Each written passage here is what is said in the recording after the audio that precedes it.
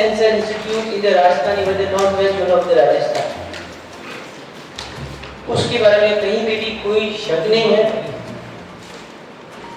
हमारे cancer department में जितने भी डॉक्टर्स यहाँ बहुत ही मेहनत और लगन के साथ काम कर रहे हैं, not only the doctors but दूसरे सबऑर्डिनेट स्टाफ, जितने भी लोग हैं पूरे मन लगा के काम करते हैं। छोटी मोटी सी बीच में कई बार कंप्लेंट्स होती है, वो एक रोज का नॉर्मल फिनोमिना है। जैसे कि हम लोग इस बार ये कॉन्क्लेव करा रहे हैं haematology and bone marrow transplantation.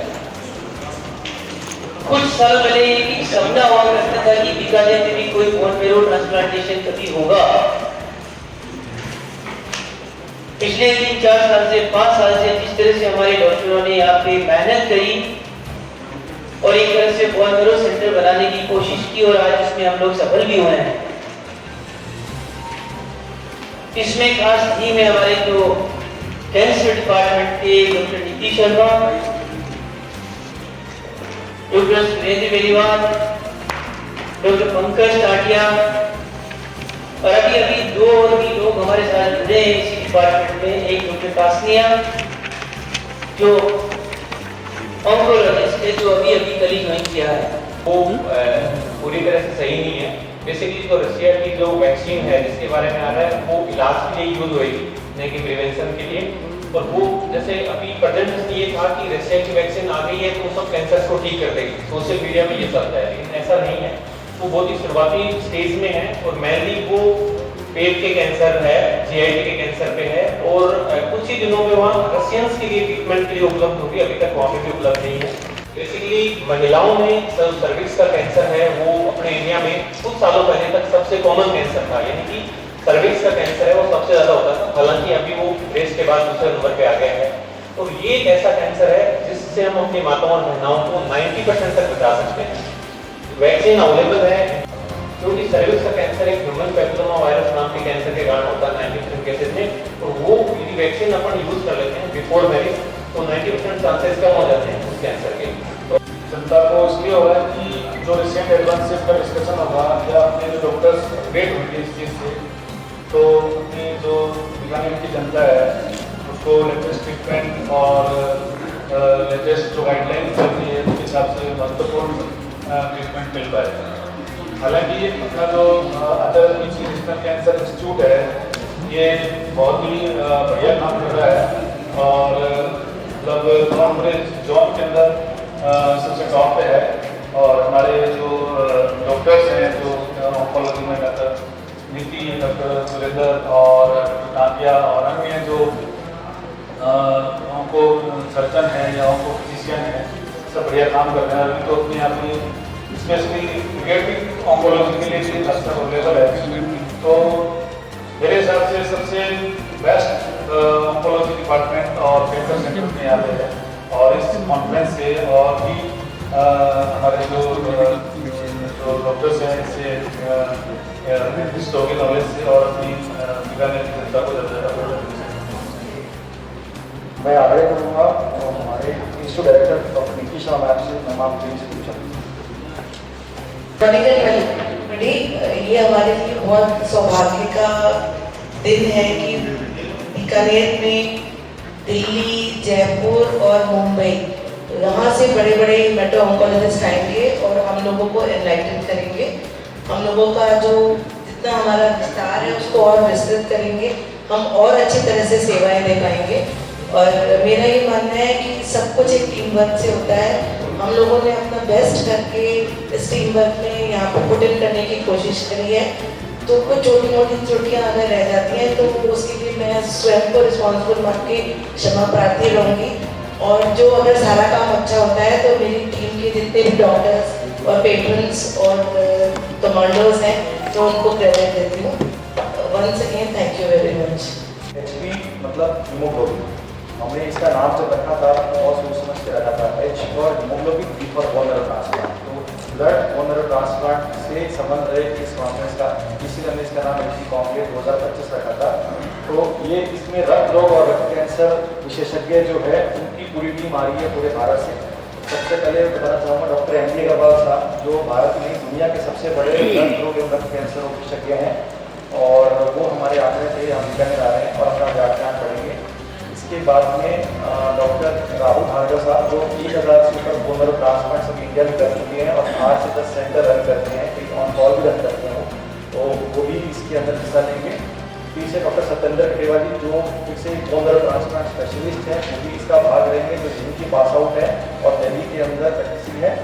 Doctor Shashi Bansal, जो भगवान भाभी कैंसर हॉस्पिटल की सीनियर पैथोलॉजिस्ट है, वो अपनी पूरी टीम के साथ आएगी और यहाँ हमारे जितने भी पैथोलॉजिस्ट भाई बहन हैं उन सबको सिखाएंगे कि स्लाइड कैसे देखी जाती है अच्छे से और बेटर तरीके से कैसे स्टेन किया जाता है, कैसे हम उस पर IHC के मार्कर लगा के और हम समय से पहले ये बता सकते हैं कि इसको किस प्रकार का ब्लड कैंसर है, जिससे कि उसका इलाज जल्दी चालू हो सके। कैंसर के अंदर एक बात हमेशा बोली जाती है, समय ही जीवन है। ये कैंसर की एक बहुत कॉमन लाइन है, समय ही जीवन है। हम जितनी जल्दी इसको पकड़ लेते हैं उतनी जल्दी हम इसका इलाज शुरू कर सकते हैं, जल्दी हम इसका निवारण भी कर सकते हैं। इसके बाद में 40 से अधिक इसमें पेपर पोस्टर प्रेजेंट होंगे। 300 से ज़्यादा रजिस्ट्रेशन अभी तक हो चुके हैं डॉक्टर्स के। हम मान के चल रहे हैं शायद अगर सबका साथ रहा, सबका आशीर्वाद रहा, हम 400 तक इसको टच कर देंगे।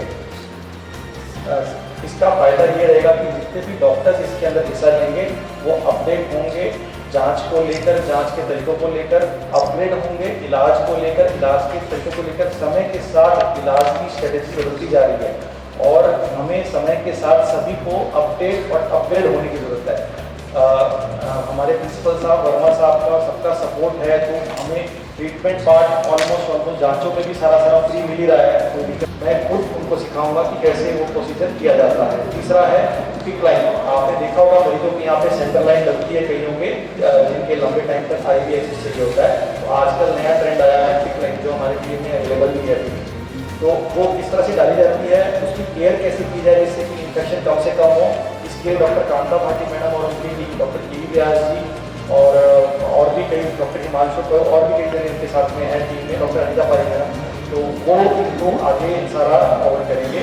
इसमें हमने पहली बार जो है गायनी हेमेटोलॉजी के सेशंस भी रखे हैं कि गायनेकोलॉजी में आप जब डिलीवरी कराते हैं, हम कहते हैं ब्लीडिंग नहीं हो, ब्लीडिंग से बच्चे को रिस्क नहीं हो, मौत का रिस्क नहीं हो, जान का रिस्क नहीं हो। इसके लिए भी हमने स्पेशली सेशन रखा है इस पे, इसके अंदर डॉक्टर स्वाति कोचर, डॉक्टर पारुल प्रकाश मैडम और डॉक्टर संतोष जोगिया जी, ये इसके लिए हेमेटोलॉजिस्ट अपनी राय देंगे और व्याख्यान पढ़ेंगे। इन सब से जैसे अभी आपने बताया वैक्सीन के ऊपर आपने क्वेश्चन पुटअप किया, इस तरह से दिल के दिमाग में कोई भी क्वेश्चन आते हैं हम वहाँ पे इन सबसे पुटअप कर सकते हैं, उनके आंसर ले सकते हैं, ताकि हमारी प्रैक्टिस और सुचारू रूप से हो, हमारी धार और तेज हो, जिससे हम उसको और बढ़िया तरीके से मरीज को मीडिया, हमारे मीडिया मित्रों में हिस्सा लें। 1 बजे हमारा इनॉग्रेशन फंक्शन होगा, तो उसमें आप सब आमंत्रित रहें और उसके बाद में 2:30 बजे लंच रहेगा। तो आप बेटा सभी हमारे बीच उपस्थित रहें और इस कॉन्फ्रेंस का हिस्सा बनें। आप अभी मेडिकल फील्ड बहुत वास्ट हो गया है। पहले जैसे कैंसर में एक ही डॉक्टर होता था, सब काम करता था, फिर 3 अलग-अलग हुए, पीडियाट्रिक अलग हो गया, हेमेटोलॉजी अलग हो गया, तो एक डॉक्टर सारा काम नहीं कर सकता। तो हम जो पर्टिकुलरली जो चुने हुए फील्ड जो कि पर्टिकुलरली एक डिजीज पे काम कर रहा है, उन लोगों को हम यहाँ बुला रहे हैं, वो लोग उसी डिजीज के बारे में हमको डिटेल बताएंगे, ताकि हम लोग उस बीमारी में बहुत ज़्यादा बढ़िया कर सकें। बहुत जल्दी कुछ टेक्निकल प्रॉब्लम्स ही हैं, तो सब ज़्यादा का इस्तेमाल यहाँ पे चालू हो जाएंगे। कुछ रोगी मिले उन्होंने नहीं किया नहीं जा रहा है। नहीं, देखो पहले तो ये चीज़ें हमारे हाथ में नहीं होती, ये चीज़ें तो स्टेज 4 अलग और नॉर्मल आदमी को आखिरी की स्टेज में पता चलता है। एक आदमी जो तीसरी या चौथी स्टेज में आके पता चलता है। मेरा तो सवाल सिर्फ उतना है कि उसको पहले से एक तो पता चल जाए, ये क्या होना चाहिए, और दूसरा चौथी स्टेज पे आप लोग क्या कर पाते हैं?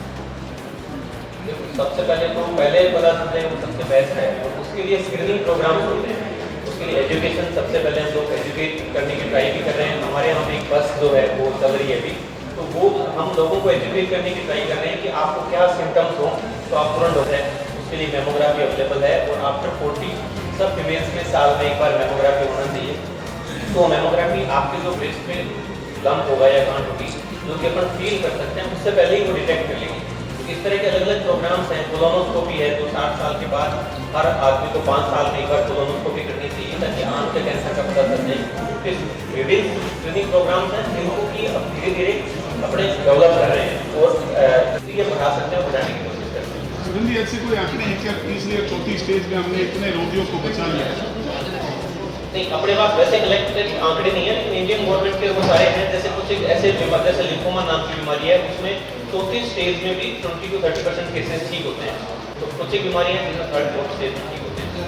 अवेयरनेस के लिए आपने बोला गाड़ी आई, गवर्नमेंट ने गाड़ी दे रखी है, लेकिन वो गाड़ी नहीं दिखती नहीं। सबसे बड़ी समस्या ये मतलब सवाल सुनना ये मैंने जब ये आई थी गाड़ी पर भी नोटिस किया था तो कम से कम 10 दिन को आपकी नहीं खड़ी थी मेडिकल कॉलेज में। वो गाड़ी कहाँ जाती है उसका कहीं आप आउट नहीं कर सकते। आप मीडिया में क्यों नहीं देते उसका कि ये गाड़ी आज यहाँ रहेगी, यहाँ पे चल कर सकता है कोई आदमी यहाँ टेस्ट करवा सकता है। वो शुरुआती 2 दिनों में तो शुरू थी। इसको हम लोग लिखते हैं और इसको इम्प्लीमेंट भी करते हैं। और ये जो बेसिकली जो कैंसर डिटेक्शन रेंज करके गवर्नमेंट ने अपने को दी है, ये बिल्कुल विजिट करके इसका डेटा भी अवेलेबल है, सब कुछ गांव में जहाँ पे लोकेलेट करते हैं कि यहाँ पे जाना है वहाँ पे जा रहे हैं। और जैसे कि आपने सजेस्ट किया कि ये पहले कि जिस गांव में जाए वहाँ पर बता दें और मीडिया को बता दें, कोशिश करते हैं इसके लिए जल्दी इस तरह की कुछ व्यवस्था है। तो इतनी सारी मेल्स हैं, इसमें सबसे बेस्ट काम अपनी कर रही है। लेकिन ये आपका बिल्कुल सजेशन सही है कि हर चीज़ हमारे दिमाग में भी नहीं आती कि हम मीडिया में देते पहले ये क्योंकि पता नहीं है लोगों। हाँ, ये आपने बहुत अच्छा सर जैसे मान लो नहीं सर एक महीने का जैसे प्लान हो गया था तो वहाँ पहले से बताया जाता है कि आपके आसपास जितनी भी जगह है उनको आप दूर ये पहले से बताया जाता है वहाँ पे कि आपके आसपास जितनी भी जगह है उनको ये हम एक महीना पहले उनको सर्जरी के लिए हमारे दानदाताओं ने अभी बहुत ही अच्छा इंस्टीट्यूट बना के दिया है जो हमारे कैंसर हॉस्पिटल के बाजू में बना हुआ है, जहाँ पे वेटरनरी चाइल्ड हॉस्पिटल है। और प्रिंसिपल सर के एफर्ट से डायमंड लैब में अपन ने ये फ्री ऑफ कॉस्ट स्टार्ट कर दिया। आज और कल में ये टेस्ट स्टार्ट हो जाएगा। तो हम एक कलेक्शन विंडो भी बना देंगे और हम सर्जरी डिपार्टमेंट में भी मैसेज करेंगे जो बेसिकली ब्रेस्ट ऑपरेट करते हैं कि वहाँ से भी केस बाहर नहीं जाए और हमारे यहाँ से तो जाए ही ना। हम एक खिड़की बना देंगे हमारे पूछताछ में, तो जो भी ब्रेस्ट के ब्लॉक्स लेके आएंगे उन सबको हम यही लेंगे और इंश्योर करेंगे कि बाहर किसी को भी वित्तीय नुकसान नहीं होगा। जो ब्लड कैंसर है वो एक तो कॉमन है, बच्चों में ज़्यादा होता है। और ब्लड कैंसर के अपने यहाँ पे जो पेशेंट्स हैं ये अप्रोक्सीमेटली 20 to 25% केसेज हैं वो ब्लड कैंसर के हैं। आप होते हैं उनमें ठीक होने की संभावना कम होती है। बाकी 20 to 25% केसेज हैं वो ब्लड कैंसर के। ये जो मॉलिक्यूलर जो कार्डियोलॉजी में एमडी आए हुए हैं वहाँ पे बेसिकली वो काम तो हो ही रहा है। आईएचसी जो ब्रेस्ट का कंपोनेंट है वो अपन ने आज से स्टार्ट कर दिया मैडम। और जो सेकंड फेज में अपन फिश वाला है जिस हिसाब से बजट है उस हिसाब से आ गया। मैडम एक गंभीर जो मरीज है कैंसर के उनके घर पर देखने के लिए होम केयर सर्विस एक गाड़ी थी वो पिछले 1 महीने से बंद पड़ी है। इसके अलावा मॉर्फिन टैबलेट जो बाहर मिलती नहीं है बाजार में, लेकिन चल क्या रही है? चल नहीं रहे मैडम, वो बंद पड़ी है अभी भी। किसको? उस गाड़ी के अरे आप हमारे साथ चलो, मैं आपको रजिस्टर लॉगबुक दिखाऊंगी। एक मैडम मॉर्फिन टैबलेट जो बाहर मिलती नहीं है, मॉर्फिन टैबलेट बाहर मिलती नहीं है। वो एक लाइसेंस दवाई है तो वो इतनी आसानी से अपन एक्वायर नहीं कर सकते। तो मरीज मर जाएगा ना मैडम, जो सबसे ज़्यादा पेन किलर टैबलेट है वो। सिप्ला एजेंसी ने हम पे पढ़ दिया है, उसका भी ऑर्डर हो चुका है।